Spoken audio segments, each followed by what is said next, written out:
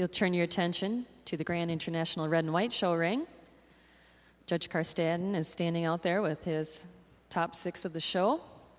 Brian, there's only so many superlatives we can use to talk about the quality of the show for the past 2 days, and I'm sure it's been an enjoyable task for you and Kim.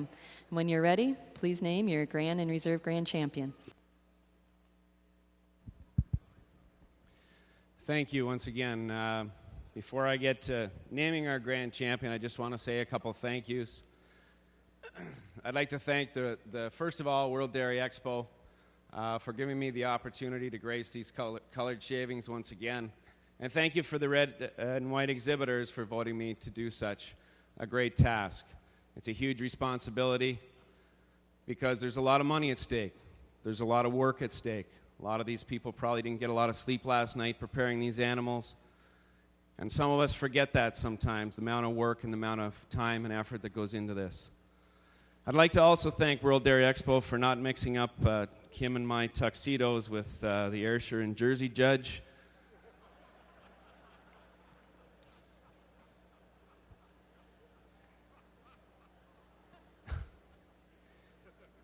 And when it comes to Kim, I'd like to thank him sincerely. He's been a great help to me out here today. There are great cows everywhere in the world, but not only are there great cows, there are great cowmen. When it came time to select an associate judge, there are many, many great people. I could have chosen someone, but I wanted someone that was a true friend of mine, someone that I knew liked the same kind of cows as I, and someone who is very much respected around the world as a cowman. Thank you, Kim. You've been an excellent, excellent help.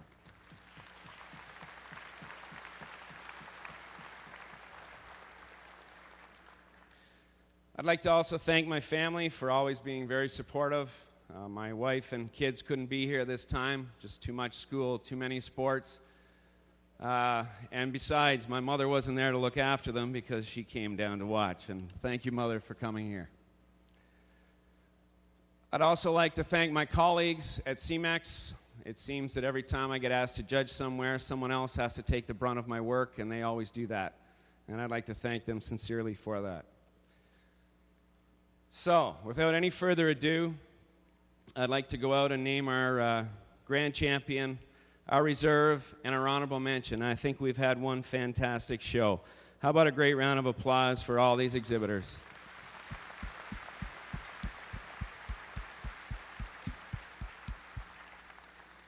I've mentioned it a couple times. The red and white breed has come a long way. I don't know how many times I've heard that over the last 48 hours.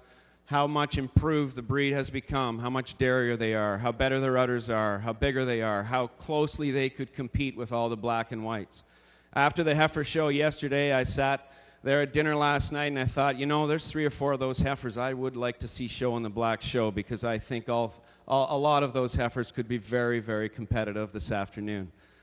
And when I say that, when we look at these Junior Champion and Reserve back in here today, what an outstanding pair of heifers they are. Kim and I are very proud to see these 2 heifers come back in looking like they are. This young lady leading the Junior Champion tells me this heifer's due March 1st, 2 o'clock in the afternoon. And I'm sure there will be a lot of traffic heading down the road to Maryland to see this heifer come about March the 2nd. But these heifers don't have mammary systems yet. They're great heifers, and they have a great, great future ahead of them. Our intermediate champions, an outstanding, outstanding pair of cows, and again, our senior champions as well. And I think when it comes down to it, it gets very close for me. Our senior champion, I love her mammary system. Our intermediate champion, I love the total package that she encompasses. But you've heard me say before, what a sucker I am for a mammary system. This will be your Grand Champion cow today.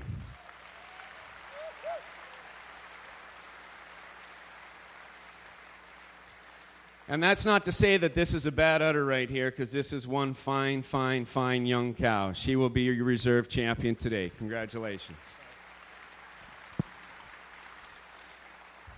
And for honorable mention, we'll come back to this reserve senior champion. Congratulations, Mike.